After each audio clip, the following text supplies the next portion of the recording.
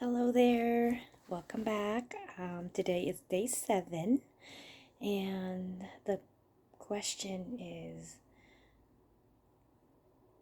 when was the last time I was physically stuck? I have thought about this all day, and to be honest, I almost went and just changed the question. Of course, this is what Helen does, always changing the things out. I don't know, there's definitely a pattern of being significant and can't resist structure. I guess that's what it is. But yeah, structure is good. This is the reason why I'm on this journey right now, is welcoming the structure and the flow. It's about the balance.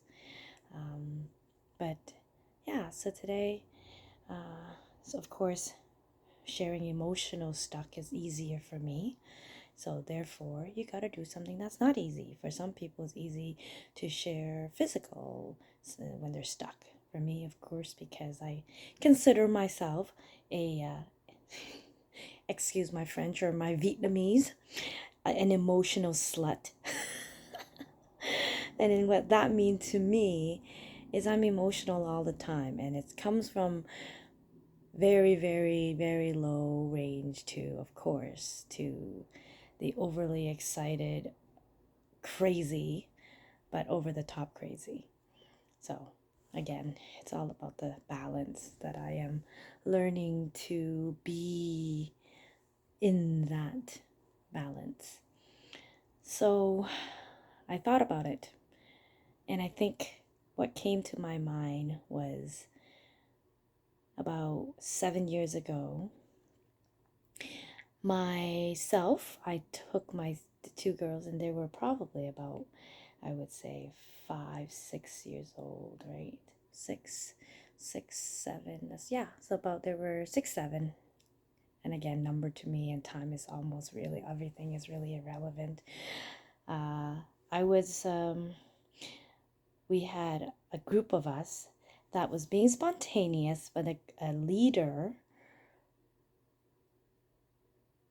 We all was to go to Vancouver Island, Salt Spring Island, to camp. And we had about, I would say, 10 of us. So 10 of us with my two kids. And one of the leaders supposed to book a campsite for us.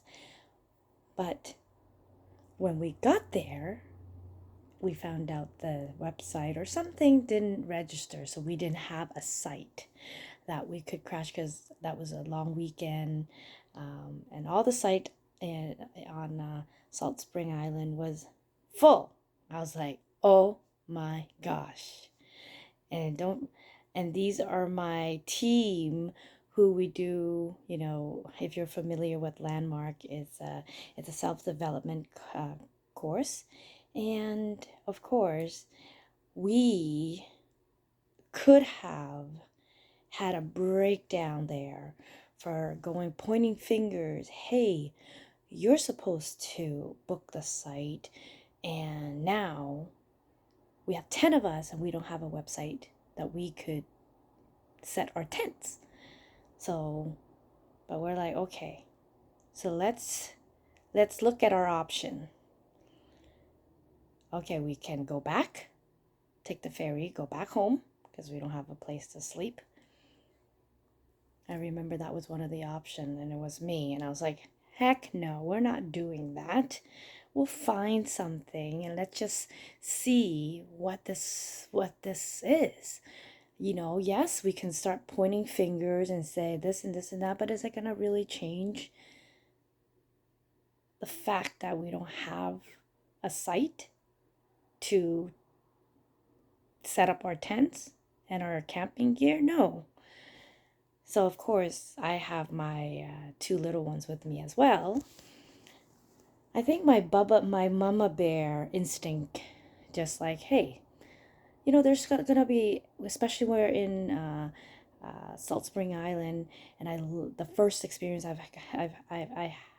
had that I felt in Salt Spring Island was, wow, people are so trusting. Cause why? people would have eggs or herbs, flowers, and stuff like that outside, and take is on honest system, a real honest or honor system, something like that. And I'm like, wow, I was really impressed. I was like, I remember even thinking like, hey, you know what? When I retire, I want to go to Salt Spring. I love this. I love this community with no attachment. Take it if you want. If you can afford, pay. Here's the suggested price. I love it. So with that in mind, I was like, okay, why don't we start going around to different houses to see if they have a backyard? Because Salt Spring Island, chances are people have a big yard. So I knocked on the doors. I remember there was a first house that I knocked. There was like about 3 4 gentlemen. They were have their music on. It was a country music, and I remember going in there and explaining to them what had happened to us, that we forgot, or one of us did not, book the site, and we are pretty much homeless. And if they would mind for us to maybe even tent in their backyard.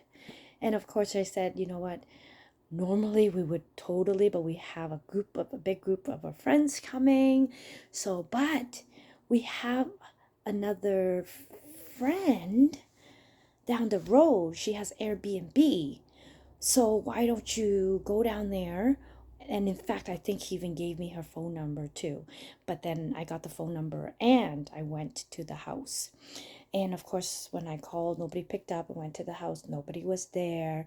So that was their second chance. But the lesson there for me is I I shouldn't have expected the first one that I get it. That's miracle, yes. But of course, it led me to something deeper, right?